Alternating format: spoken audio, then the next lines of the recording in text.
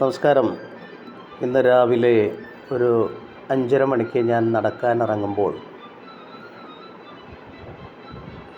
എൻ്റെ വീടിൻ്റെ ഉമ്മറത്ത് ഒരു മാവിൻ്റെ മുകളിൽ നിന്ന്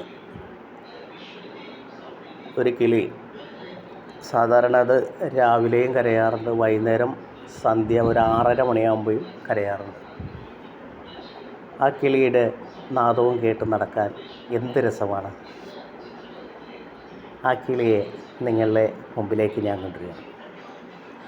ആദ്യം പയ്യെ ശബ്ദമേ കേൾക്കുള്ളൂ, പിന്നെ അത് വോളിയം ഫുള്ളാവും. അതാണ് ആ കിളിയുടെ പ്രത്യേകത.